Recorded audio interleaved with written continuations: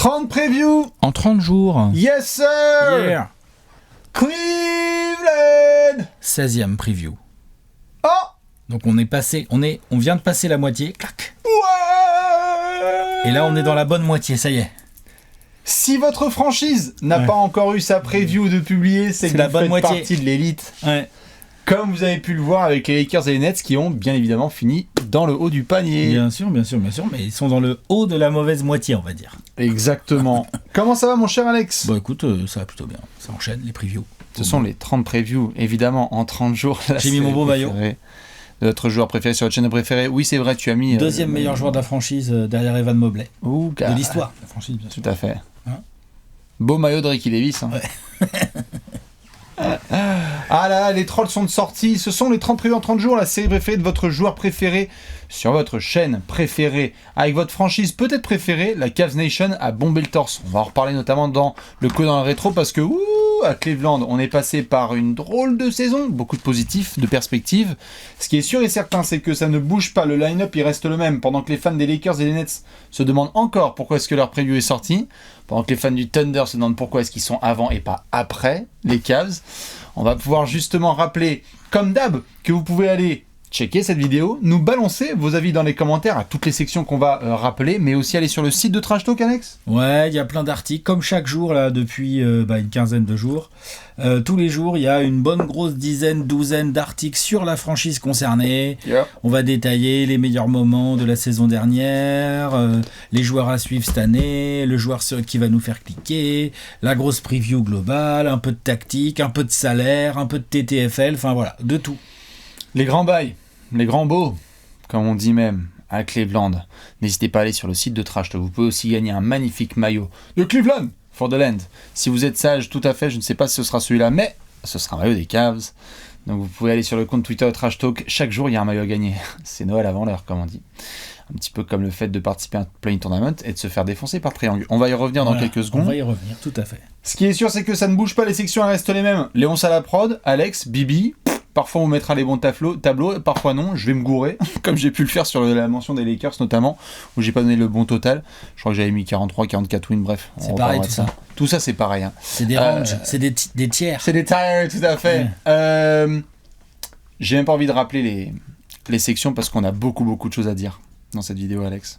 Ouais, on peut y aller direct, de toute façon maintenant 16e vidéo, les gens ils ont plus besoin qu'on leur rappelle les sections. Tu vois à un moment donné... Oui, mais peut-être qu'il y a des gens, imagine, c'est la première fois que tu regardes une 30 preview en 30 jours et que tu tombes sur celle des Cavs.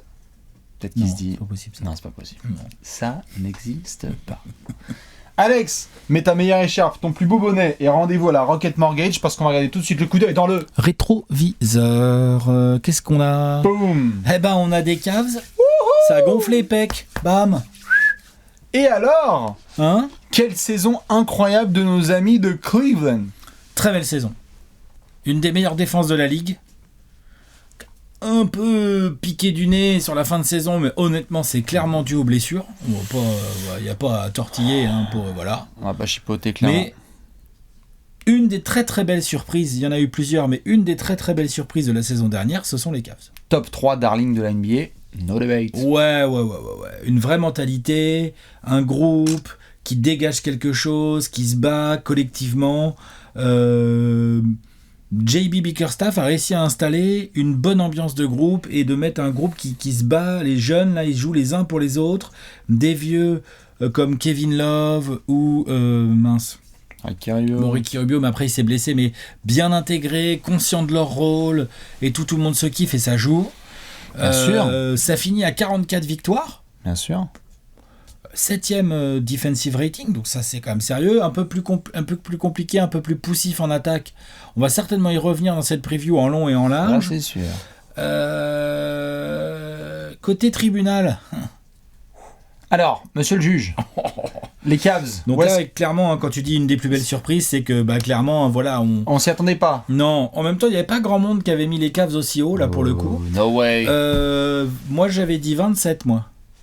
Et il y a 44 à la fin, donc c'est pas ouf, hein, on va pas se mentir. Moi, je les mettais même pas en play-in. 31 victoires. Et les types ont fini... ils ont fini 8e 9e, ouais. 8e. T'en as mis 27 ? Ils ont fini 8e ? Je Je vais te Ouais, dire ils ont ça. fini 8ème. Ouais. Moi, j'en ai mis 27. Ouais. J'en ai mis 31, tout petit peu plus d'optimisme. C'était mieux. Ça arrive comme ça. Ouais, c'était mieux. Il y a eu des soirées aussi où j'étais un peu moins optimiste que ça. Non, c'est bien. Mais c'est vrai que les Cavs, par rapport à leur saison, revenons un an en arrière, parce que là tu as fait évidemment la vue globale. Quand on rentre dans les détails, on a cette preview, Alex, il y a un an, où on se marre parce qu'on se dit non mais attends, sérieusement, J.B. Bickerstaff, il va faire un front de courte, Mark Cannon, Evan Mobley, Jarrett Allen. Faut pas déconner, ça marche pas en 2021 ni en 2022. Ça a plutôt bien marché. Ça a vachement bien marché. On a Lauri Markkanen qui trouve son range. Comme tu le dis, défensivement, c'est fort parce que plusieurs aspects. T'as Jarrett Allen qui va nous faire step-up. qui nous fait une saison de All-Star. Wow. Il va être All-Star avec son meilleur dont on va reparler aussi. Il y a un step-up offensif en plus. Il y a parle de que tout. de sa défense, mais il y a un step-up offensif. Tout à fait. Et en sortie de prolongation contractuelle, donc c'est vrai que Jarrett Allen a été énorme. On a la saison absolument phénoménale rookie d'Evan Mobley qui en fait, dès l'automne, on est tous, toi, moi, les gars de la rédac, tous les gars de la Cavs Nation, tu regardes les matchs de Clément et tu fais, tiens, c'est marrant, dans le Money Time, Damian Lillard a essayé de driver sur Mobley, ça a fini dans les tribunes. C'est marrant, ils ont essayé d'attaquer sur lui, ils ont cru que c'était une match-up positive, en fait, c'est mort. Honnêtement, j'ai été très surpris qu'il soit pas rookie de l'année. Pas faire offense à Scottie Barnes. Scottie Barnes, je trouve pas du tout ça un scandale que Scottie Barnes est le rookie de l'année. Juste, moi, j'ai été surpris. Pour moi, Mobley a montré, et franchement, il était pas loin de faire une Duncan, d'être en All-NBA Defensive Team en saison de rookie, quoi, tu vois. Ah, du point de vue défensif. Oui, je parle que de défense. Oui, tout à fait. J'ai bien dit All-NBA Defensive Team. Parce que la saison rookie de Duncan... Non. All-NBA Defensive Team, t'es rookie et tu peux être considéré dans une All-NBA Defensive bien Team. Sûr. Pardon. Et à l'intérieur, en plus, il y a de la concu de malade. Ce sont les débats qui ont eu lieu, tout à fait, t'as raison de le mentionner, pendant la saison rookie d'Evan Mobley. On s'est dit, waouh. Je trouve que rien que ça méritait le Roy. Mais après, Scottie Barnes, c'est tellement incroyable aussi. On va en parler dans une autre preview qui est du bon côté, qui est dans la bonne moitié. Tout à fait. On en reparlera, mais c'est vrai qu'Evan Mobley était à la bataille tout au long de la saison. On a eu évidemment cet alignement des planètes. C'est que tu as Jarrett Allen, Evan Mobley, Lauri Markkanen qui jouent bien, Darius Garland qui passe un énorme cap à la création. Tout ça pourtant dans un contexte qui est étonnant, c'est que très vite, tu perds Colin Sexton.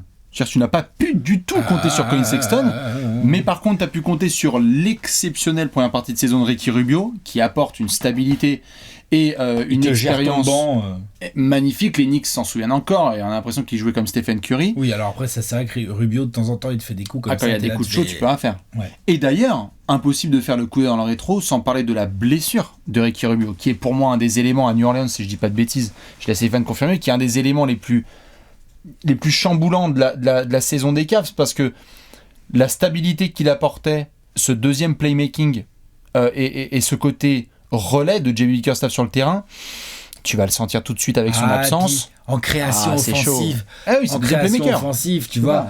Genre, on a bien vu d'ailleurs sur la deuxième partie de saison quand Ricky Rubio est blessé et que du coup beaucoup trop de responsabilités reposent sur Garland, même s'il va en assumer et qu'il va envoyer du sale. Il y a plein de matchs de Garland, c'est des masterclass offensives. Mais effectivement, puis du coup tu deviens un peu plus facile à cibler aussi. Défendre Cleveland, c'était un peu plus facile, tu vois. C'est ce qui s'est passé. Tu trappes Garland. C'est ce qui s'est passé au play-in. Ouais. Atlanta avec Delon Wright a complètement trappé Darius Garland. Le crève-cœur avec la blessure de Ricky Rubio, c'est que derrière tu le transfères contre Caris LeVert. C'est un des gros trades dans le rétro, c'est que les Cavs vont aller choper Caris LeVert à Indiana, si je dis pas de bêtises. Ouais. Et Rubio est envoyé. C'est juste à l'intérim, parce que Rubio, on en reparlera. Voilà, on va en reparler aussi. Mais tu vois, là, je suis devant je voulais juste vérifier. Mais c'est bien ça. Il n'y a pas un joueur des Cavs qui a joué 70 matchs la saison dernière. Ouais. Donc c'est vraiment l'infirmerie qui leur a joué des sales tours. Parce que tu vois, même Garland et Mobley, qui sont les deux joueurs qui ont joué le plus de matchs, c'est 68 et 69 matchs. Jarrett Allen, il a que 56 matchs. Jarrett Allen, il a raté 26 matchs. Ah non, mais ils se font, c'est beaucoup, hein. Ils se font défoncer sur la deuxième partie de saison. Heureusement, il y en a certains qui step up, comme Lamar Stevens. C'est Kevin Love qui a participé à 74 matchs, pardon, mais bon. Tout à fait. Et qui est podium, qui nous fait une magnifique saison de podium de 6e homme de l'année, alors que c'était il y a un an, on était là en train de se dire ouf, le contrat boulet. Qu'est-ce qu'on en fait, c'est chaud. Bon, le contrat reste quand même un bon boulet, mais au moins le joueur sur le terrain c'est devenu moins en mentionné. Je suis d'accord. Tout à fait. Donc c'est vrai que sur la deuxième partie de saison, t'as ça. Tu sais que j'aime bien sortir parfois des chiffres, notamment le nombre de joueurs qui ont été utilisés par les Cavs la saison dernière. Oh là là. 25 26. 26 joueurs ont porté le maillot des Cavs la semaine dernière. Je rappelle qu'il n'y a que 5 joueurs sur le parquet. Voilà. Et qu'il n'y en a que 15 d'actifs dans le roster. C'est ça. Enfin, Bah oui, normalement de payer match, par la franchise. ouais, c'est voilà. ça. Pour boucler la boucle, bien évidemment, impossible de faire le coup dans le rétro sans de parler du All-Star Game à Cleveland, les 75 ans de la NBA. 2 joueurs de Cleveland, donc. Hein. Tout à fait. Et donc, les 75 ans de la NBA ont eu lieu sur la terre des Cavs. C'était assez chouette pour eux quand même comme moment d'avoir le shooting, l'espèce de shooting stars avec Evan Mobley et Darius Garland qui shootent du milieu du terrain, Jarrett Allen qui assure. C'était bien pour eux, LeBron qui met un fadeaway, le duel face à Curry, un fadeaway pour la gagne. You, Cleveland. This is for Cleveland et tout. C'était beau en fait, mais j'ai l'impression que c'est jusqu'à ce moment-là. Parce qu'après la deuxième partie de saison... Ça dégringole, le dernier tiers est très difficile, ça enchaîne pas mal de défaites, alors que tu nous aurais demandé en janvier, on les aurait mis top 5, ils finissent 8e, du coup t'es obligé de passer par le play-in, et justement tu ne passes pas. Donc ça c'est quand même une des grosses frustrations je pense, si t'es ou fan des Cavs, ou pire bien évidemment dans le staff de JB Bickerstaff ou joueur des Cavs, c'est que la saison elle est bonne, mais la petite dégringolade, la bonne grosse pente glissante là, du dernier tiers fait que tu passes même derrière les Nets, hein, je crois vraiment que c'est 8e. Bah ils sont... Ouais, tu te fais fumer d'abord par les Nets et après tu te fais fumer par les Hawks. C'est ça, c'est la double défaite qui fait trop mal au play-in. Parce que c'est celle où pas tu te de play-off alors que t'as fait une saison comme ça. Ouais. Franchement, bonne grosse frustration je pense. Frustration horrible, alors je suis obligé d'en faire une dédicace quand même parce que voilà, Trae Young il passe à Cleveland et il a dit merci, bonne soirée. Bon après, il a duré 7 jours en play-off face au Heat. Mais c'est vrai que cette fin de match, le début du match face aux Hawks avec la plupart des gars, c'est-à-dire qu'ils se disent putain, on va pouvoir compter sur Darius, Levert, Allen, Mark Allen, Mobley, et tu les vois défoncer Atlanta. Sur la deuxième mi-temps suivante, ce trou béant en playmaking additionnel aux côtés de Garland fait qu'il suffit de faire une boîte d'Elon Wright et d'autres gars pour faire quitter la balle des mains de Darius Garland. Et derrière, ils ont du mal à attaquer. Et derrière, c'est terrible. Et j'y pensais en préparant la preview des Cavs. Ils sont top 4 de l'Est pendant un bon moment. Et faut pas oublier que non seulement, comme tu le dis, et on le répète, il y a les blessures, mais de l'autre côté, putain, les Celtics nous font la remontada du siècle. Toronto, Van Fleet est en feu. Ils ont aussi un enchaînement de trucs qui sont pas cool parce qu'il y a d'autres gars dans le rétro qui ont soudainement joué mieux. Et ça a fait chuter aussi Cleveland. C'est que Boston, mi-janvier, ils sont 10e.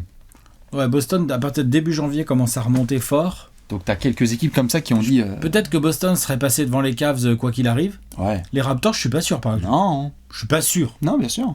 Je pense que les Raptors bénéficient pas mal. Pour éviter le play-in, les Raptors bénéficient pas mal, notamment de la grosse baisse de régime des Cavs. Tout à fait. Les Bulls aussi dont on a parlé. Les Bulls aussi, parce qu'eux aussi, on en reparlera aussi dans une autre preview qui donc est dans la bonne moitié. Voilà. Dans 2 semaines. Ah ouais, les Bulls, tranquille. Hein. Les Bulls, c'est 16 octobre, non 15 octobre Je crois que je sais c'est... plus. Ouais. Enfin, bref, voilà, on a le temps. On a le temps. Donc voilà, ouais, frustration, tu vas pas en play-off. Après, t'as un groupe jeune. T'as un groupe jeune. Mais où est-ce qu'il va en venir ? Non, mais attends, t'as un groupe jeune.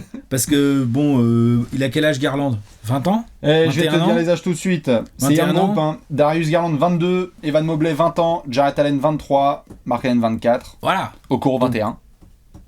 Groupe noyau de jeunes joueurs, t'as ta colonne vertébrale du futur, et avec cette colonne vertébrale, notre ami Kobe Altman va pouvoir travailler. Et honnêtement, je pense que ça mérite de jeter un coup d'œil parce qu'il s'est bougé pendant l'été. Est-ce qu'on continue sur cette voie ou est-ce qu'on accélère le processus ? Franchement. Tu veux qu'on regarde ça ? Eh ben on va regarder tout de suite le marché de l'été. Le gros tableau. Donovan Mitchell. Il est fourni. Ouais. Alex. Donovan Mitchell Spide arrive. On envoie à Utah Sexton qui signe là-bas. On envoie Agbaji le rookie. On envoie des pics. Et Laurie. Et on envoie Mark Cannon. Tout à fait. Et on se récupère Donovan Mitchell, All-Star, poste 2, qualité offensive. On n'a plus trop besoin de présenter les qualités offensives de Donovan Mitchell maintenant depuis quelques années là, qu'il est en NBA. On commence à avoir bien capté que le garçon, c'est pas facile de l'empêcher de scorer. Ouais. Et oui, tu faisais la petite remarque juste avant le marché d'été. Oui, Kobe Altman a dit non. Moi, je suis pas là pour collectionner les pics. Je suis pas là pour développer un noyau qui sera peut-être prêt dans 4 ans. Non. Moi, je fous le bordel à l'est. Essayer de voir quel transfert on peut faire, qu'est-ce qu'il y a de disponible comme pièces sur le marché. J'ai déjà 2 All-Star jeunes, j'ajoute un 3e All-Star. Bien sûr. Cleveland va démarrer la saison prochaine avec 3 mecs qui ont été All-Star en février dernier. Sachant que le meilleur joueur c'est pas mal quand même. Sachant que le meilleur joueur de ce groupe n'est même pas All-Star. Que le meilleur joueur de ce groupe n'est même pas All-Star. Oui, bon, le potentiel meilleur joueur de ce groupe. Il va aller fumer. Ça va être très très drôle. Ce qui est sûr et certain, c'est qu'on discutera évidemment de l'avenir de Evan Mobley. On touche du bois pour que tout se passe bien. Mais oui. Ils lui ont recruté son frère. Il y a Isaiah Mobley qui est là. Alain Antetokounmpo. Ah ouais. Kobe Altman, il a fait genre... Tu veux rester? Ah, t'as un frère? Tu veux rester? Ah bah attends, mais il veut pas un petit contrat? Il sait jouer au basket? Non, mais c'est pas grave, il veut un petit contrat ou pas? T'inquiète. Franchement. Meublé. Ouais. Vas-y, y a pas de problème, on vous prend tous les meublés. Non mais c'est vrai qu'on... C'est drôle. Mais bien sûr, on va voir combien de temps Isaiah restera notamment dans l'effectif parce qu'il est chargé. On se marre sur Donovan Mitchell, mais je trouve que ce qui a été fort, c'est que on focus beaucoup sur Donovan Mitchell parce que l'arrivée est énorme. Oh bah quand même, le 5 majeur normal. Est phénoménal, on en reparlera dans la section suivante. Ouais. Mais je trouve que par rapport aux besoins qu'ils ont eu, il n'y a pas eu juste un strike fait sur Donovan Mitchell, il y a eu aussi l'envie d'appuyer sur des bons boutons. C'est-à-dire, moi j'adore, au-delà de la prolongation de Darius Garland où il a pris le max. Et de Dean Wade. Et de Dean Wade. Moi j'aime bien ça. Mais exactement, en fait. 18 millions, un truc comme ça, sur 3 ans là. Là, récemment. C'est propre, hein. Tout à fait, dans l'espèce de free agency qui dure en fait jusqu'en septembre, apparemment. En ce moment, c'est vrai que maintenant, c'est. T'inquiète. Le mois de juillet, c'est surfait en fait. Les mecs font non. T'inquiète. Le camp est ouvert, hein? Ouais. Quoi tu viens dans mon bureau? Merde. Comment ça? Merde. Il a pas signé? Ouais. Ah bon? Dean Wade, ça par exemple, c'est un choix qui va pas mettre les étoiles de Donovan Mitchell, mais c'est intelligent. Le fait de prendre ce genre de role player. Évidemment, le fait de ramener Robin Lopez, Rollo qu'on a vu dans de nombreuses franchises en tant que vétéran, qu'on aime qu'on n'aime pas. Retour de Rubio. Retour de Ricky, Raoul Neto. Ouais. Au cas où, qui s'est bien amusé à Washington. Et en fait, en gros, si toutes les étoiles elles sont récupérées par Donovan Mitchell sur le marché de l'été, putain, prolonger Dean Wade, prolonger Garland en fermant les yeux, ramener Neto, ramener Robin Lopez, ramener Ricky Rubio qui avait tellement plu aux fans et où il y avait une vraie incertitude quant à son comeback. Ricky dans quel état de forme il est par contre, mais bon, ça c'est encore autre chose. C'est formidable. Mais oui, on sait que son profil intéresse à fond, quoi. Gros travail de Kobe Altman. Et ce qui est fort, c'est que tu ramènes Donovan Mitchell et tu fais les petits ajouts malins, là, les Robin Lopez, retour de Rubio, pourquoi pas Raoul Neto, on verra et tout. Mais en fait, dans la colonne des départs, bon, il y a Sexton, mais... L'année dernière, c'est 0. Non, puis attends, Sexton, Donovan Mitchell, faut quand même pas déconner. Je pense quand même c'est qu'à Utah, voilà. ils sont tendance. Et après, c'est quoi les pertes?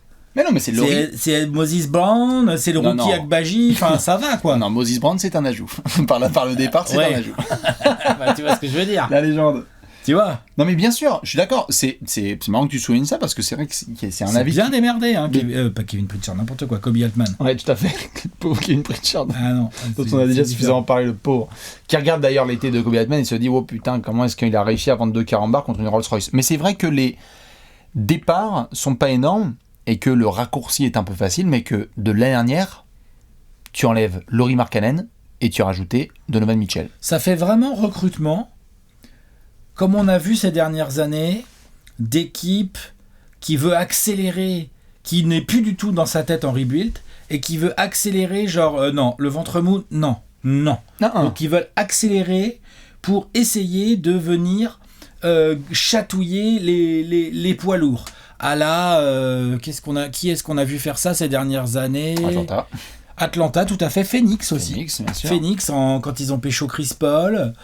Bon, les Clippers, je sais pas si on peut les mettre dans cette catégorie-là, mais on peut dire que voilà. Les Raptors, à l'époque, ils avaient fait genre, ok, bah tu sais quoi, nous on va prendre Kawhi Leonard. Bien sûr. Tu vois. Et puis à la trade deadline, tiens, allez, Marc Gasol. Et autour de Joel Embiid, ils ont fait oh putain, Jimmy Butler, Tobias Harris, ils ont voulu accélérer le processus. Pas en mode genre on collectionne les jeunes, on va voir lequel se développe et tout. Là, ça y est, ils ont dit ok, on a Garland, on a Jarrett Allen, on a Evan Mobley, voilà, on a Isaiah Mobley, il nous faut un autre All-Star. Il nous faut un autre All-Star. Mais c'est vrai que y a une sorte de certitude en fait qui est sortie un peu de cette saison des Cavs et ça se voit dans les décisions de Kobe Altman. C'est pour certains ça pourrait paraître un énorme risque, mais pour les Cavs ça semble évident. C'est-à-dire que tu vois énorme risque dans quel sens? De ramener Donovan Mitchell, certains pourraient se dire oui. oh, dis donc, quand même, ça fait beaucoup mis dans le package pour essayer de. Mais les certitudes autour de Jarrett Allen, Evan Mobley, Darius Garland, 3 joueurs qui, on va toucher du bois avec Evan Mobley, mais jeunes, avec du potentiel. Jeunes, avec du potentiel, sous contrat. Ouais, c'est que Darius, il a été prolongé, Donovan Mitchell est sous contrat, Evan Jarrett Mobley Allen est sous contrat. Jarrett Allen est sous contrat. En attendant de voir ce qui se passe avec Isaac Okoro, mais Evan Mobley, ils vont donner la moitié de l'état pour qu'il puisse être prolongé. Ah si, on verra. Après, Non. c'est trop tôt pour le dire. Mais il y aura ça va très vite la NBA. Tout à fait, mais il y aura des puzzles à faire. Ouais. Parce que mine de rien, entre Garland, Mitchell et Mobley, il y a un moment, il faudra partager les sous. C'est d'ailleurs pour ça qu'il a lâché Sexton qui a renouvelé et qu'il a dû lâcher Mark Allen. Hein. C'est pour des histoires d'équilibrage aussi offensif à un moment donné, de salaire. Salaire, indéniablement. Mais c'est vrai que du coup, le gros coup de tambour de Kobe Altman, qui passe en plus devant les Knicks sur cette histoire de Donovan Mitchell quand on va assez rigoler, c'est la saison va démarrer et Cleveland bombe le torse avec un 5 majeur ultra sexy, dont on va parler là après, et ça n'a plus du tout envie de déconner avec l'histoire de play-in. Tu es fan des Cavs, et on verra dans la partie pronostic, mais jamais tu veux entendre parler de play-in, là. Pas avec les moves que tu as fait. Oh le coquin! On va voir. Oh la coquinette! On va discuter. Dans l'Est, il n'est pas si simple. Hein. On verra ça. Ça, c'est pour la section pronostic, on verra ça. Mais oui, évidemment, que tu recrutes pas Donovan Mitchell pour faire 8e. Oui, bah ça, c'est logique. Ça, c'est sûr, tu recrutes pas... Avec la base que tu as. Un nouveau All-Star avec la base que tu as pour te dire, ouais, on va peut-être essayer de faire 8e. Bien évidemment qu'en faisant ce recrutement-là, notre ami Kobe Altman, il est rentré dans le bureau de JB Bickerstaff et a fait, gros, moi, je vais être top 4. Hein. Alors, vas-y, maintenant. Montre-moi que tu as un bon coach. Mets-moi 5 joueurs sur le parquet. Voilà, par exemple. Masterclass de Behind the Back Pass d'Alex, tu es prêt? Allez, vas-y. On va aller rendre visite à JB Bickerstaff, c'est l'heure du 5 majeur.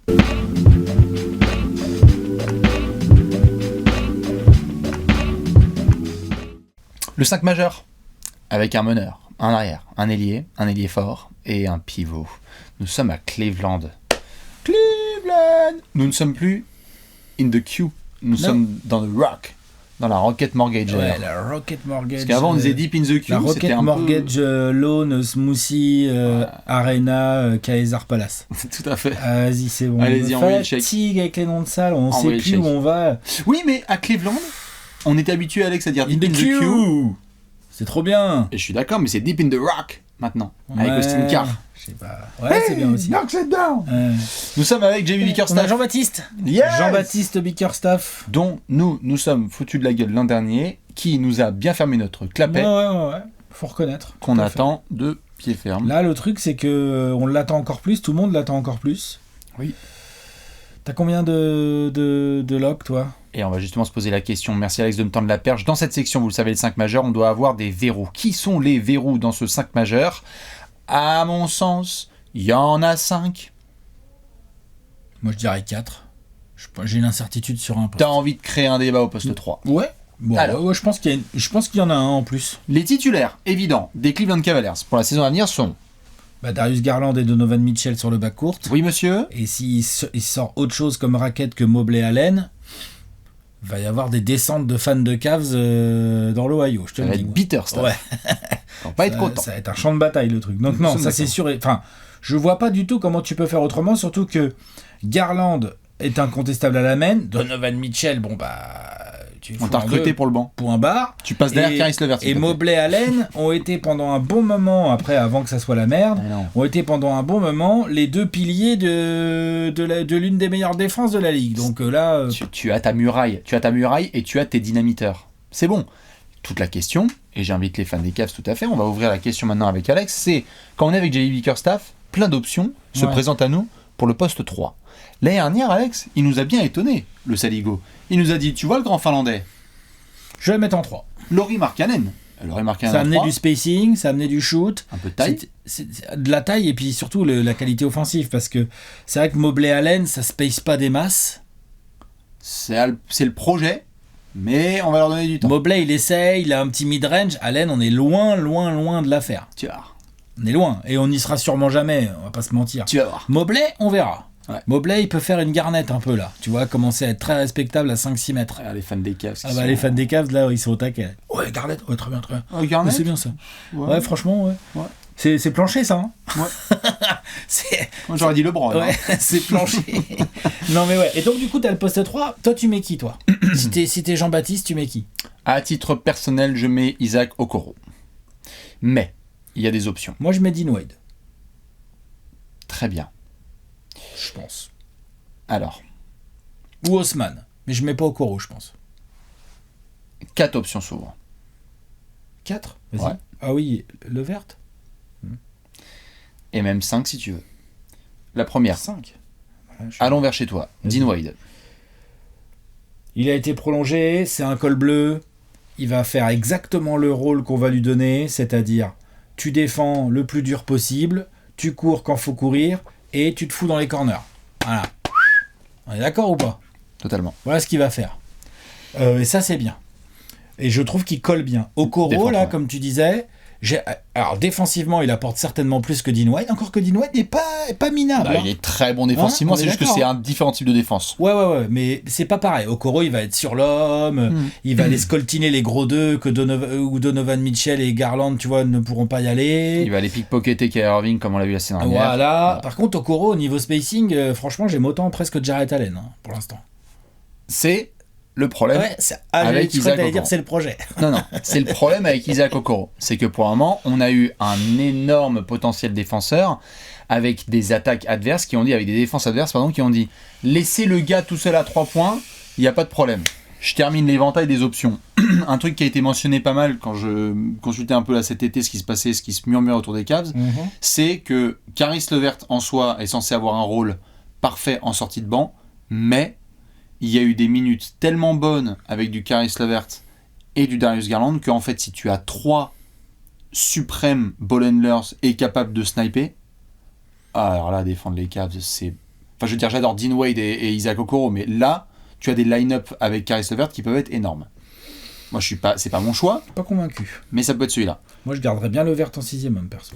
Très bien. Animateur de banc, beaucoup de ballons, à côté potentiellement d'un Rubio ou d'un Neto, qui sont des meneurs un peu gestion, et qui du coup ne vont pas trop, tu vois, ils vont laisser LeVert... C'est bien pour ça que moi je l'ai pas dans mon 5, qu'on soit Ouais. d'accord. Toi, c'est Okoro, c'est ça? La dernière option, c'est Haussmann Lamar Stevens. Ah.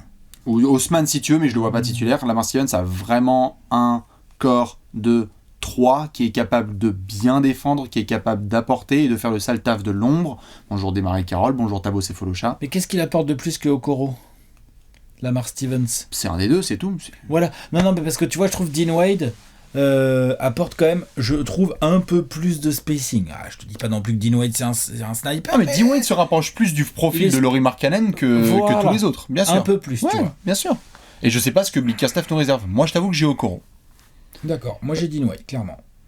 J'aimerais bien voir Dean Wade. Parce qu'en plus, Garland est un bon shooter qui a shooté à 39% à 3 points la saison dernière en pull-up, enfin bref, off the dribble ou en catch and shoot. Là, avec un Mitchell qui est quand même un joueur qui est capable de faire des différences, tu peux avoir Garland de temps en temps off-ball et tout, ça peut être très intéressant. Oui. Ça, j'aime bien.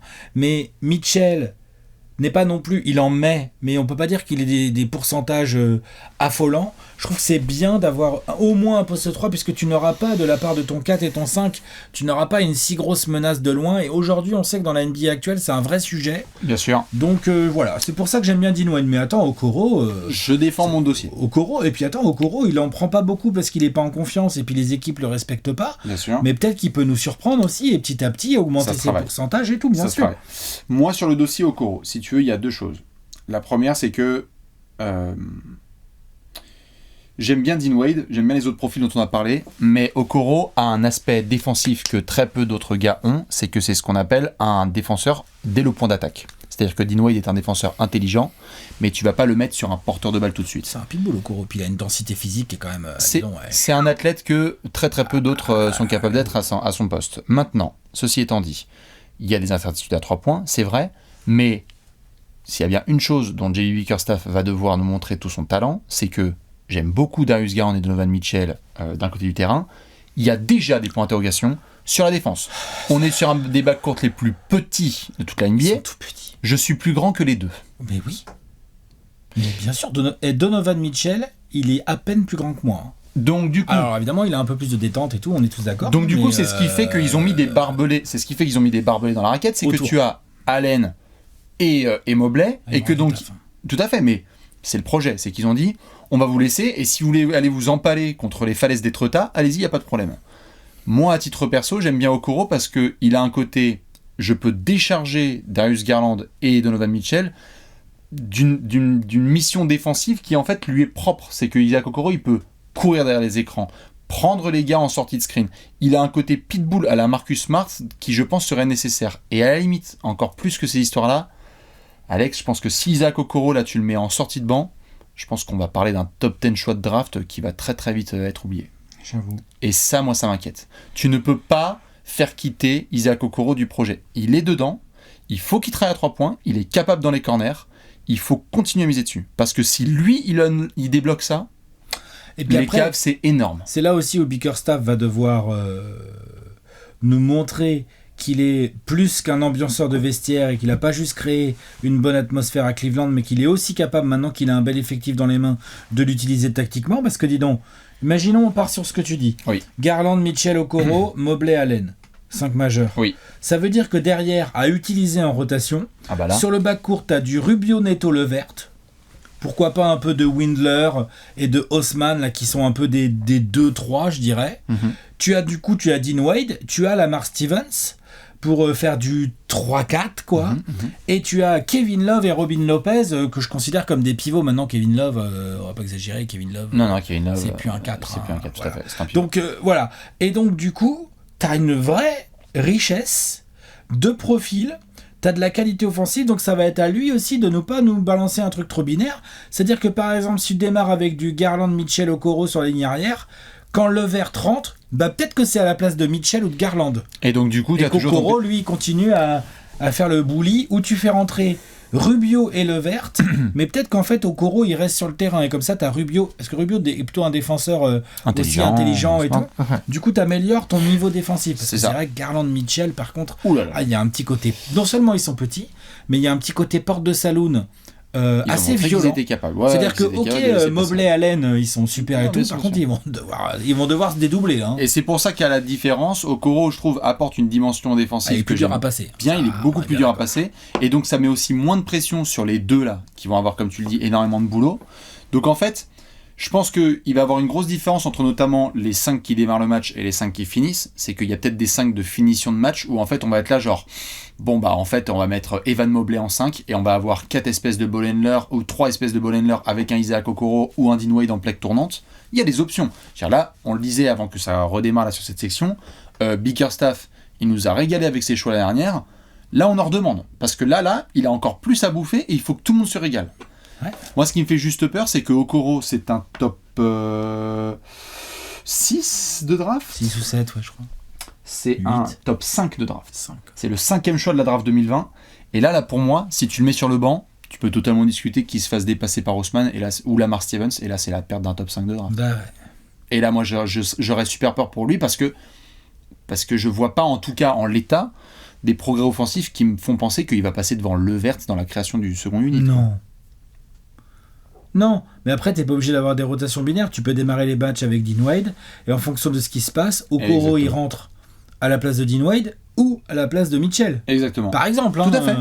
Là où je te suis sur Dean Wade, c'est que, à la base, je l'avais en plus dans une autre section, c'est que, en termes de polyvalence et de besoin, je le mettrais devant. Mais je pense que je le mettrais dans mes 5 de fin de match et pas dans mon 5 majeur. Peut-être que ton 5, c'est un des meilleurs 5 des Cavs. Mais peut-être que c'est pas celui qui démarre, je sais pas. Ouais, peut-être que ça finit des matchs, certains matchs, faudra voir. En tout cas, Bickerstaff, il a un paquet d'options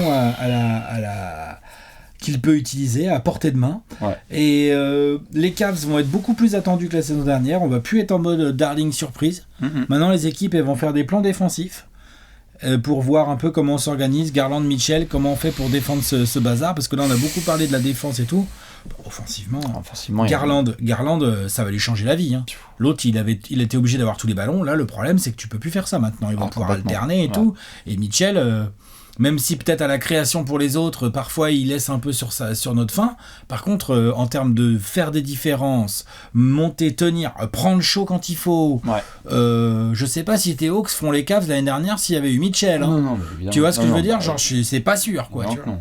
Hein, Bon, on est d'accord. après, on a des Danilo Gallinari, mais ça, Non, mais tu vois, genre voilà. c'est notre affaire. Donc c'est important de noter aussi que là, offensivement, avec l'ajout de Mitchell, tu te retrouves, que ce soit au niveau du 5 majeur ou dans tes rotations globales, bah mine de rien, les Cavs sont partie des équipes qui ont 3 joueurs forts offensivement sur le backcourt. Ouais, et Contre Levert. Hein. tout à fait. Et il va falloir, deux derniers points là que j'avais en tête, il va falloir, comme tu l'as dit tout à l'heure, faire sans Ricky sur le début de saison. Donc attention, parce que là on s'emballe, on se permet de se dire, voilà, il y a Ricky et tout, mais le début de saison, Kaivu Limich avec Raoul Neto et Caris Levert en backcourt. Ouais. Quand Ricky va revenir, là ce sera le festin. Et l'autre sujet, c'est, je crois pas, peut-être qu'on le développera après dans la section suivante, mais c'est que là, va falloir que tout le monde ait à manger offensivement. T'as raison de parler de l'attaque, mais là, ça veut dire qui a combien de shoots? Parce que Evan Mobley, il en avait 12 l'année dernière. Est-ce que tu veux le garder à 12? Je suis pas sûr. Donovan Mitchell, il débarque, il va pas descendre à 10. Darius Garland, il est très bon, il va garder le même total. Jarrett Allen aussi, c'est bien s'il est nourri. Et Caris Levert, il est gourmand. Il y a le problème de nourrir les mecs en tir, en ballon. Attention Il y a à la le problème hiérarchie. de quel genre de ballon aussi ils vont recevoir. Attention à la hiérarchie. C'est-à-dire que Garland, Mitchell, Mitchell, il a déjà joué avec Rubio, il a joué avec Conley. Ouais. Je veux pas leur faire offense, mais c'était pas des scoreurs du talent de Garland. Désolé. Non, hein. non. Et donc du coup, tu peux pas non plus, tu vois, idéalement, t'as des productions au scoring un peu similaires chez Garland et Mitchell, autour de entre 22 et 24, 26 points. Peut-être un peu plus pour Mitchell que pour Garland, et puis Garland, il est un peu plus dans la distribution. Mais tu dois quand même avoir une espèce de backcourt à 2 têtes comme ça qui doit absolument trouver l'équilibre pour fonctionner. Ou alors, et ça on le verra, peut-être que l'année 2 d'Evan Mobley, c'est en fait... Kevin Garland. Les gars, peut-être qu'en fait, on est à 3 égalités en fait. Peut-être qu'on est tous à 22. 22 v'là les keufs, hein. Mais franchement, on est tous là parce qu'il est trop fort. Et que surtout, lui, il met 22 points, mais genre en 13 tirs par match. Ouais, c'est ça. On va être là, genre bon, bah... Peut-être qu'il faut qu'on change de 3 systèmes, Jean-Baptiste, parce que là... Bon, enfin, il y a à manger et à boire. Hein. Ça, c'est clair que JB, il a tout ce qu'il faut. Est-ce qu'il va être capable? C'est pas mon coach préféré, hein. Je pense que c'est un secret pour personne. Moi non plus. Je pense que c'est le point faible des Cavs cette saison. À venir Moi, c'est le poignet d'Okoro, mais à confirmer. Je trouve qu'il y a des options. Dans tous les cas, je crois qu'on va devoir se pencher sur une grosse question. Allez, Tu es prêt? la pregunta. C'est l'heure de la question de la mort.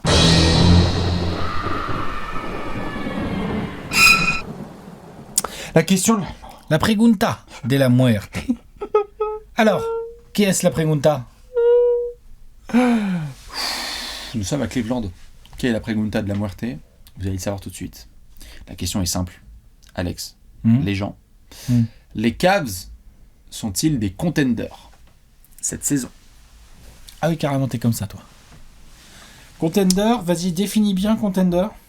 Ça veut dire que nous sommes une équipe excitante avec 2 All-Stars, Voire 3. un co-rookie de l'année et un All-Star qui vient de débarquer. On est jeune, on a une petite image d'équipe jeune, tout ça c'est bien, il y a de la patience en soi. Des jeunes qui n'en veulent, ouais. On peut. Est-ce qu'on a vraiment le temps, dans la NBA qu'on connaît, de prendre le temps? Est-ce qu'en fait, on peut se dire là, tranquille, ils ont entre 20 et 24 ans, on peut monter les marches une à une et se retrouver à 26, 27 ans, peinard, parmi les équipes qui jouent les finales NBA? Non. Ça, c'est utopique de croire ça. Faut prendre ce qu'il y a à prendre. Faut prendre les victoires quand elles sont là. Et de toute façon, tu te nourris de victoires. Chaque victoire peut en amener d'autres. Donc pour moi, c'est une équipe qui doit se mettre à gagner plus que la saison dernière et tout de suite. Oui. Obligatoire. Donc déjà, il va falloir commencer par confirmer les bonnes choses de l'année dernière. Bien sûr. Déjà. Grosse défense. Dans un contexte un petit peu différent. C'est-à-dire que tu as dit grosse défense, on a critiqué le potentiel défensif du backcourt. Donc là, tu vas devoir avoir une organisation tactique. Est-ce qu'elle passe par Okoro? Est-ce qu'elle passe par de la couverture Mobley-Allen différente? Est-ce qu'elle passe aussi tout simplement par le bon discours auprès de Garland et de Mitchell? Alors les gars, là, vous pouvez pas tous les deux faire les toreros, quoi. Il faut se défoncer derrière les écrans. Il faut être plus solide. Moi, je reste persuadé que Mitchell en est capable. Garland, je demande à voir, il est un peu plus... Tout à fait capable. Mais il est capable, mais tu vois, Mitchell, il est petit, mais il est tanké. C'est un des athlètes du siècle. Hein, donc, tu vois ouais. La défense d'abord. C'est sûr et certain. Ensuite... Pose les bases d'une défense élite. Pour moi, l'arrivée de Mitchell, c'est l'assurance, quasi l'assurance de progrès offensif. Si tu as l'arrivée de Mitchell et que ça attaque pas mieux que l'année dernière... Soit il y a un truc qu'on n'avait pas vu venir où les mecs s'entendent pas et tout, soit ça veut dire que Bickerstaff n'est pas l'homme de la situation. Ça doit mieux attaquer que l'année dernière, c'est obligatoire. Ça doit être plus varié, ça doit savoir répondre quand les mecs commencent à trapper Garland parce qu'il est en feu, Mitchell doit prendre ses responsabilités, et inversement, Money time. Exactement, les Levert qui sort du banc, les Cavs doivent être capables de répondre à quasiment tout type de défense. Obligatoire. Je suis d'accord. En fait, si je pose la question, je pense qu'il y a des fans des Cavs tout de suite qui ont entendu la question et qui se sont dit « What ? Mais non, tranquille, on n'est pas parmi les contenders. On a envie d'avoir le temps. » Et moi, je peux comprendre que les mecs se disent « On a besoin de temps. » Le fait est que, la réalité est que tu as ajouté Donovan Mitchell dans ton effectif.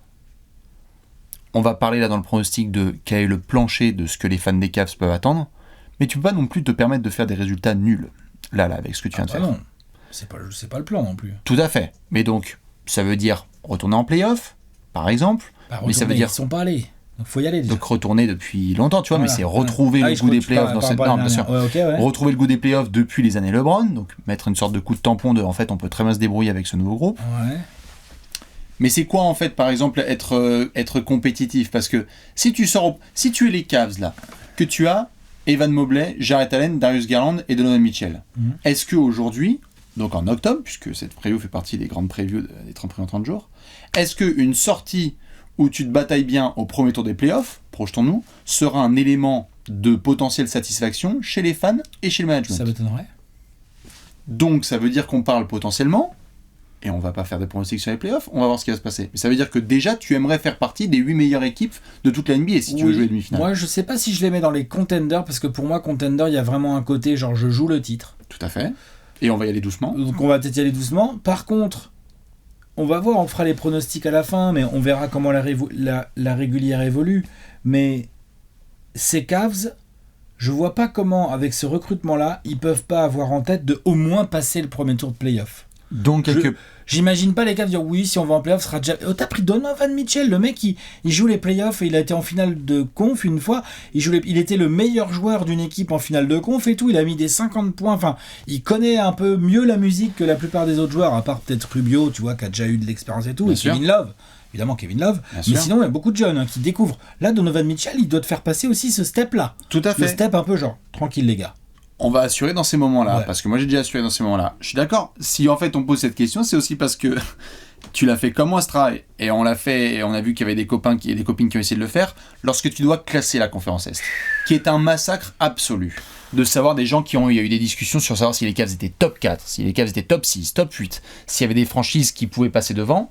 Tu vas au camp d'entraînement des Bulls, ils vont pas jouer uniquement le premier tour, ils essaient d'aller le plus loin possible. Tu vas au honnêtement des Nets, des Nets, Raptors, des Hawks, qui ont été chercher des Junte Murray, etc. Bien sûr, personne va te dire nous on veut juste aller au premier tour de play-off. Tout le monde va vouloir passer le premier tour. Évidemment, il y a une nuance, Presque. mais il y en a plein qui vont se fracasser la gueule parce qu'il n'y a pas autant de tickets que ce qu'il faut. Et donc c'est pour ça qu'on pose la question, c'est qu'à partir du moment où tu es les Cavs, oui, ça peut être une feel-good story de reprendre là cette saison avec une qualification en play-off, on touche du bois pour que ça se passe pour eux, et ensuite de voir comment ce backcourt se prend place et comment ces jeunes se développent. Mais très très vite, on l'a vu, tu l'as vu, je l'ai vu, des projets jeunes à qui on donne une première année mais qui ne confirment pas, attention, parce que ça peut aller très très vite dans la NBA. On s'est marré, on s'est dit putain, les Suns, les Hawks, on a vu les Celtics, on se pose des questions pour voir ce qui va se passer avec Udoka. Ne prenons pas forcément pour acquis ce qu'on prenait avant, Non. pour acquis, qui était que c'est bon, on a nos jeunes sous contrat pendant 3 ans, donc on peut y aller détente. Non, tu sais pas ce que l'avenir te réserve. Donc pour moi, les Cavs doivent viser le plus haut possible dès cette année. On verra combien de victoires ils ont en régulière. On verra où ils sont classés. S'ils arrivent à aller en play-off, ils sont là pour au moins passer un tour, quel que soit l'adversaire au premier tour. C'était brouillé. Donc quelque part, si on devait émettre une sorte de liste conséquence et qu'on ressort dans 9 mois, tu retournes en play-off. Et tu passes un tour. Tu dois avoir ça en tête en début de saison. On est d'accord. Ton association cartonne, Mitchell Garland, genre c'est vraiment un truc qui sont comme ça. Comme ça, tu gagnes de l'expérience sur tes petits jeunes et en 2024, t'es contender. C'est le plan. Pour moi, c'est pas cette année. Pas contender cette année. Je les mets pas dans les contenders. Après, s'ils défoncent la régulière et qu'ils gagnent 57 matchs, on va dire bon, bah ils sont contenders, qu'est-ce que évidemment. Et en fait, mais là, aujourd'hui, non, pas encore. Et c'est ce qui fait notamment un des éléments que certains se permettent de discuter, hein, parce que pour le moment, c'est rien du tout. Mais on se demande. Pour le moment, j'imagine que Donovan Mitchell est tout à fait content là de débarquer. Il n'a même pas encore fait un entre-deux avec les Cavs, donc tout va bien. Il y a un moment où il vient aussi du Jazz. Il a fait des saisons à 50, 60 victoires, etc. Là, c'est pas de son choix. Il a été transféré. Après, je pense qu'il a dit qu'il était content. Il a dit qu'il était content, tout va bien. Mais il vient pas pour faire le premier tour des playoffs à l'Est. Non, il vient on pas est d'accord. Il vient pas pour gagner 44 matchs et se faire fumer en play-in ou au premier tour. Ça, c'est sûr et certain. Donc, c'est pour ça que quand on disait, avant le coup d'œil dans le rétro, que Kobe Altman accélère ce processus, qui était peut-être parti sur un processus. Il y a plein de gens qui se sont dit, le processus des Cavs, il est linéaire, et c'est en train d'avancer comme ça. On va avoir la saison 2 d'Evan Mobley, Darius Garland. Là, Altman, il a fait, les gars, on va faire ça. Tu peux pas te dire que tu continues à faire ça. Non. C'est pas possible. Non, pas en recrutant Donovan Mitchell. Donc, il va falloir assumer cette pression. Ouais. Et peut-être que ça passe par des défaites frustrantes, par le côté un peu moins sexy, qui est, bah, tu l'as bien vécu avec les Suns, quand t'es darling, toutes les surprises sont chouettes. Quand t'es attendu... Et encore, les Suns ont réussi à aller jusqu'en finale. Ça s'est pas bien passé. Et puis la saison dernière, ça a été relou. Mais au moins, ils sont allés en finale NBA, tu vois. Ils ont eu leur shoot. Ils ont eu la fenêtre de tir pour éventuellement aller gratter. Parce qu'on va pas se mentir, toutes ces équipes-là, tout le monde joue la bague au final. Tu vois, donc voilà. Là, c'est ça aussi que les Cavs doivent viser. C'est comment tu t'organises pour vraiment devenir un contender. C'est ça. Et ça va passer notamment, surveillez-le et notez-le, lors des grosses rencontres, antenne nationale, face aux grosses équipes. Le Cavs-Bucks, où tu t'es fait pilonner, il ne doit pas avoir lieu. Le Cavs-Bucks, où tu t'es battu et où tu les as out-exécutionnés en overtime, ça peut être un élément hyper important qui paraît anecdotique en fait. Mais on ne les met pas encore dans les contenders. Mais on va les surveiller de très près. J'ai l'impression que c'est ça un peu le résumé. Tout à fait. Et bien sûr je crois qu'on va devoir se pencher sur le peuple, mon cher Alex. Le Gérard ? Tu es prêt ? Le Gérard de l'équipe où Gérard a gagné une bague. Oh ! Ça tombe bien ! C'est l'heure du Gérard d'or !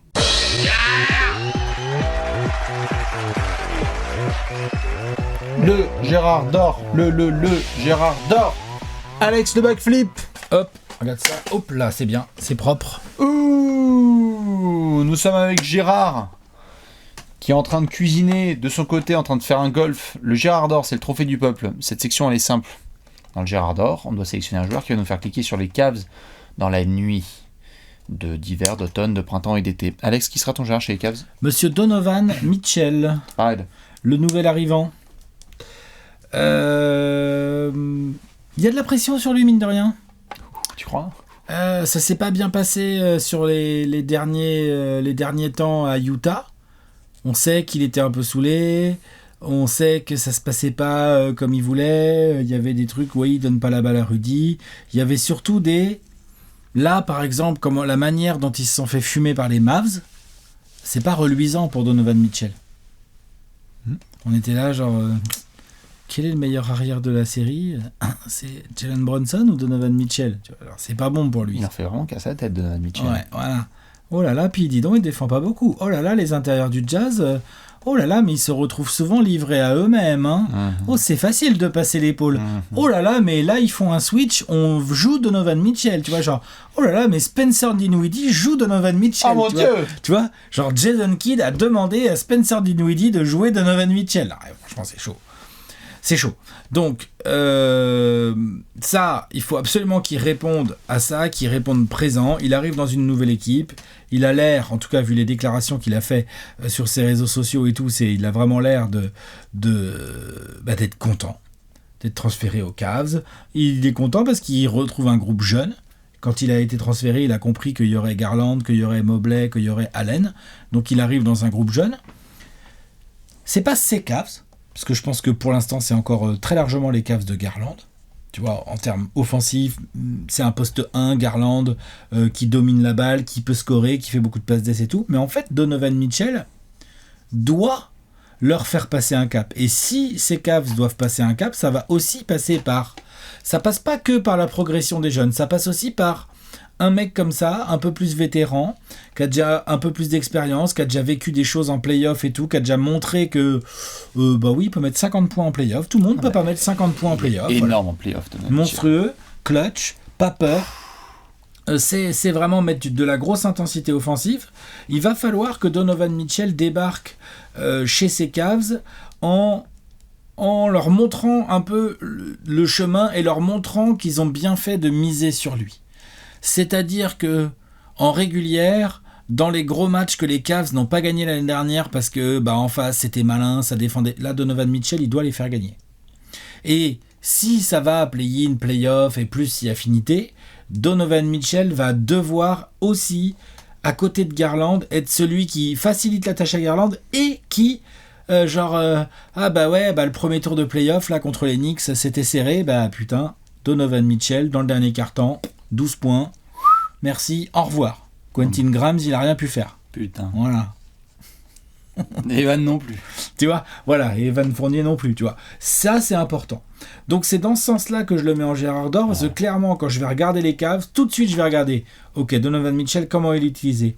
En l'absence de Rubio, je ne serais pas du tout surpris que, vu que défensivement, il va y avoir des trucs à chercher, par exemple, Garland sort, Okoro est déjà sur le terrain, c'est un Dean Wade ou un Levert qui rentre, et du coup, en fait, le 1, c'est Donovan Mitchell, finalement. Avec la balle et qui, tu vois, pourquoi pas ?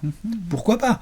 Et donc, toutes ces choses-là, il va devoir s'y adapter. Nouvel environnement pour lui, nouveaux défis.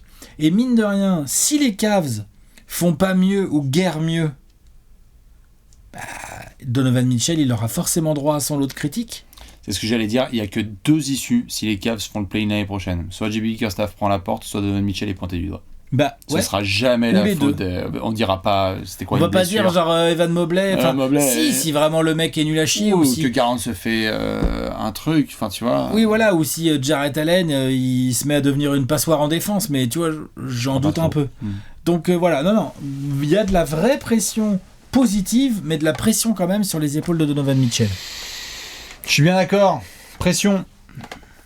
L'élite, ça se remporte pas à coup de jab step et de et de shoot à 3 points en transition en attendant que Rudy fasse la rotation. Pardon. Mon Gérard d'or, c'est Evan Mobley.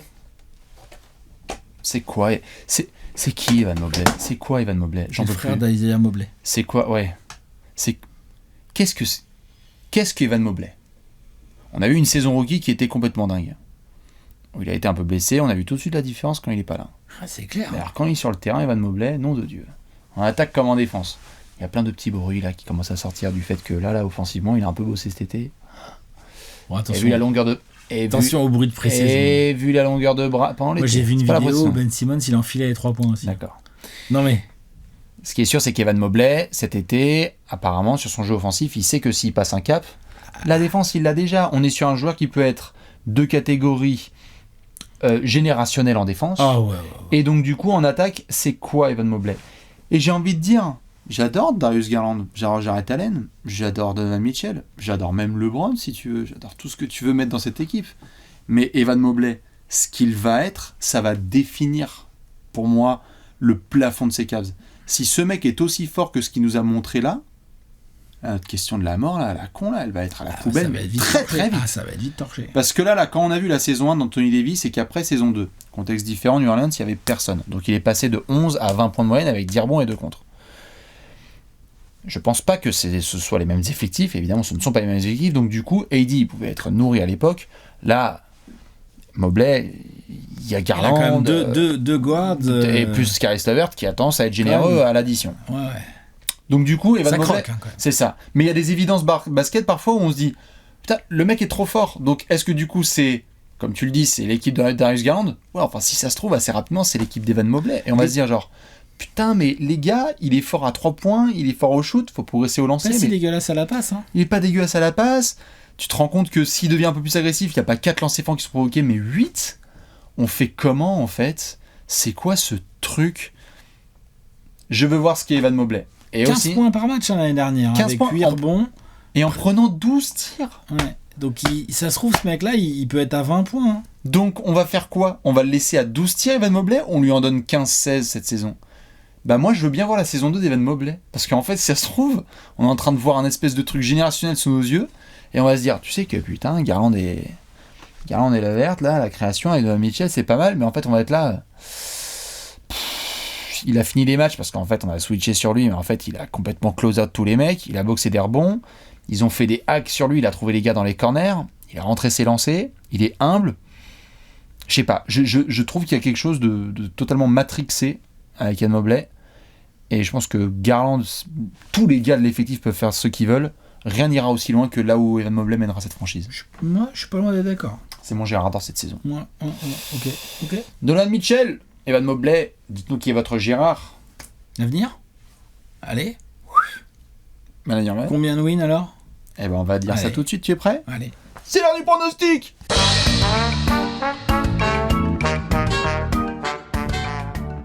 Pronostic time. Pronostico. 24 secondes Alors, pour Alex. Qu'est-ce qu'on a?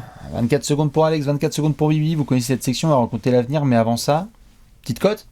Hop, le bandeau qui s'affiche en bas de votre écran. Il s'agit de regarder la cote de Evan Mobley, prend minimum 10 rebonds de moyenne sur la saison régulière. La cote était à 4,5, elle est à 5,4. Donc c'est pas une cote easy, selon Paris en Sport. Pour la bonne et simple raison que tu as quand même Jarrett Allen qui est un bon petit mangeur de rebond quand même. Et puis, je sais pas, tu vois, Donovan Mitchell, il vient tout le temps au rebond. Les Osman, les Okoro, les Dean Wade, tout ça, Kevin Love. Kevin Love, quand il sort du banc, même Robin Lopez, tu vois. Donc, effectivement, c'est pas évident. Maintenant, il était déjà à 8 la saison dernière. Donc, bon. Je ne sais pas pourquoi il n'en prendrait pas 10, surtout qu'en plus, en fonction des line-up et de comment on va bricoler l'équipe, tu peux tout à fait imaginer des line-up où de temps en temps Evan Mobley il est 5, un peu small ballisé là, tu vois. Est-ce que la catégorie ça fait double-double d'Evan Mobley va pas exploser cette saison en fait? Tu vois? Parce qu'il y aura le scoring et aussi les rebonds. Elle était à 4,5, elle est boostée à 5,4. Ceci étant dit, bien évidemment, Evan Mobley ou pas, et même s'il y a son frère dans l'effectif, il faut éviter de miser l'argent que vous ne pouvez pas vous permettre de perdre. C'est un conseil, je sais qu'on répète, là on radote et tout, mais c'est un conseil simple, mais efficace. Faites pas les bolos. Voilà. On dira les termes, quoi qu'il arrive. Over-under, ça t'intéresse ou pas? Non, vas-y. Non, 46,5. C'est taillé ou pas? Basilic, voilà, parmesan, pesto, tout ce que tu veux. Là. Franchement, c'est pas mal. Vas-y, envoie-moi 24 secondes, là je vais te claquer ça, là, tu vas voir. Tu es prêt? Ouais, vas-y. 24 secondes pour Alex, 24 secondes pour Ibi. Attention, 3-2-1, JJ Hickson. 48 victoires pour les Cavs cette saison. Je crois que ça me les met 5e de l'Est. Donc en play-off directement, ça passe pas par le play-in. Attention poste 3, attention JB Bickerstaff, oui, bien sûr, c'est sûr, mais je pense que la défense autour de Mobley Allen va encore être capable de progresser, et l'addition de Mitchell est pour moi un plus offensif qui va leur faire gagner un petit peu plus de matchs que la saison dernière, même s'il y a des blessures. Le but des Cavs, c'est d'être prêt là, en arrivant en play-off. Boum. Mais oui, ça va en play-off sans passer par le play-in pour moi les Cavs. Je suis d'accord ou pas? Tu es prêt? Vas-y, envoie. 3, 2, 1, 48 victoires. 5e de la conférence Est. Nous sommes corda, comme on dit avec Alex, sur les Cavs. Rien à rajouter. Qu'est-ce que je peux juste te dire? C'est que, attention, l'horloge, comme on l'a dit, elle n'est pas juste infinie. Il faut pouvoir faire des bonnes saisons tout de suite. La pression, elle va être là. Être une darling, c'est bien, confirmé. C'est pas mieux, c'est obligatoire. Les Cavs, s'ils font une saison moyenne, attention, il y a des têtes qui peuvent sauter. Ça peut commencer par JB. Ouais, je suis d'accord. S'il y a une mauvaise série en novembre, là, dès le début de saison, on peut vite se dire « Ah là là, ça marche pas ». Et je sais qu'il y a des fans des Cavs qui vont dire « What? Jamais j'ai eu Bickerstaff prendre la porte. » I'm just saying. Oh, ça, on est bien, la pression, elle va très très vite monter du côté de Cleveland. Ils font une bonne saison, et puis au mois de décembre suivant, ils sont plus là. Il y en a. Oh, ouais, non. On va Ok. rentrer le gros tableau. Ouais, allez, ça se remplit, hein. Le gros tableau, tout à fait. Alors moi, il me reste une place en 9. Où il y a des gens, ils doivent se dire, mais il a mis quoi What en 9 et tout. Donc là, j'ai les fans des Celtics, du Heat, des... Qu'est-ce qu'on n'a pas Bucks. fait encore? Des Bulls, des Raptors, tous ces Des fans-là qui Sixers. doivent se dire, oh mais non, mais comment, mais c'est pas possible. Tranquillou bilou, regardez bien un peu le nombre de wins qu'on met. Chez Bastien, c'est un peu pareil. On est vraiment sur un gros paquet là entre la 9e place et plus haut. Bah non, toi Bastien, t'as déjà ta 9e place, là, t'as déjà les Nets. Mais on est sur un paquet d'équipes, bon... C'est une galère. Pas facile à classer. Hashtag c'est une Compliqué galère. à classer. Tout à fait. Et justement, essayez vous aussi de faire ce classement de la conférence Est et de la conférence Ouest, parce qu'on va retourner aussi de l'autre côté des États-Unis pour faire d'autres petites prévues. Dans tous les cas, comme d'hab, Léonce, Alex, Bibi, on vous fait plein de bisous. On se retrouve demain pour une nouvelle prévue des 30 prévues en 30 jours. Alex, l'indice. L'indice, c'est triple menton.